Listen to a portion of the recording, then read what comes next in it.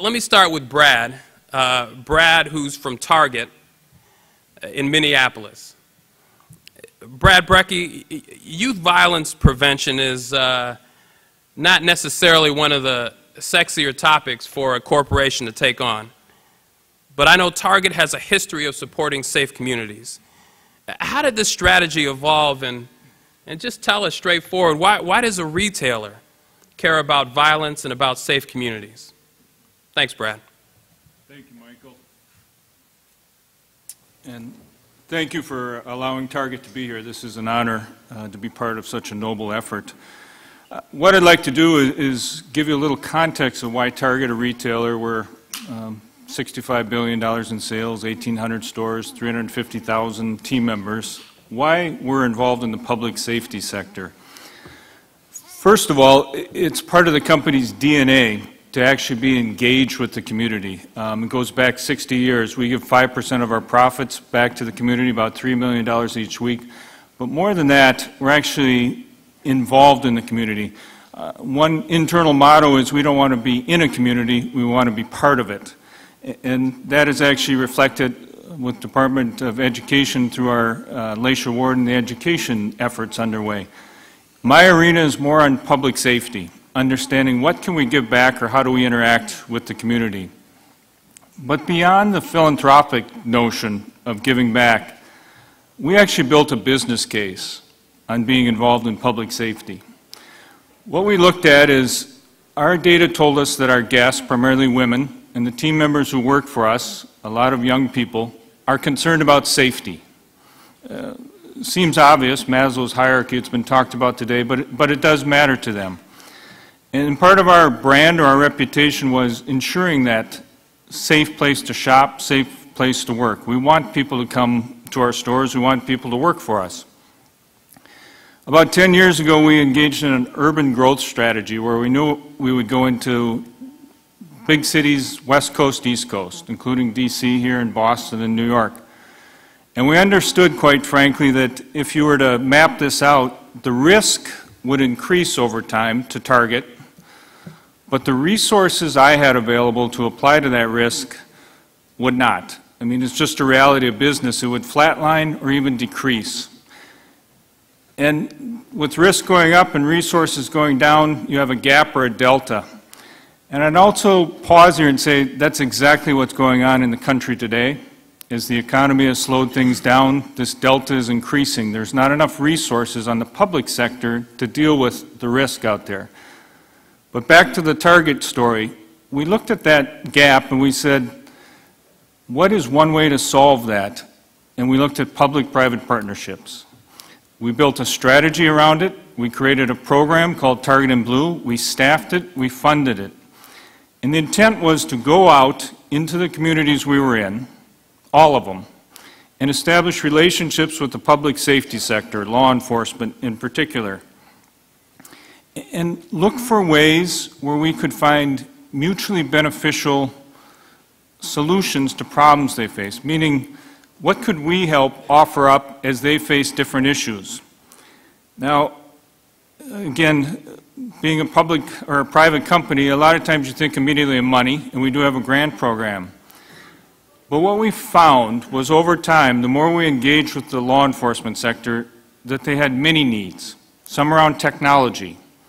We had a camera system in every store throughout the company. We were actually experts in cameras and have rolled out in medium-sized cities 23 safe city programs involving camera systems based on our knowledge of how they operate. We saw needs around human resources for identifying talent, developing talent, retaining talent. We saw simple things like we have a property development team that builds stores. A lot of law enforcement would get funding for office space or a new design but not have expertise on how to set up an office effectively. And so on it went, from marketing to communications, that we could apply our own resources, our expertise, beyond the funding to help solve problems. Well, this was done at a local level, state level, and at a federal level.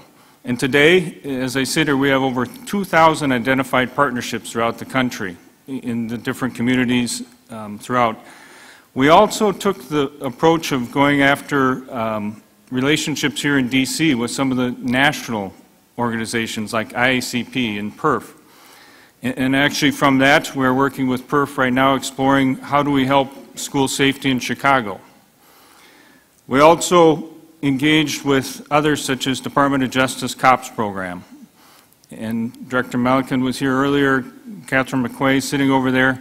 We found them to be extremely progressive in exploring how can we apply a corporate resource to the public safety environment.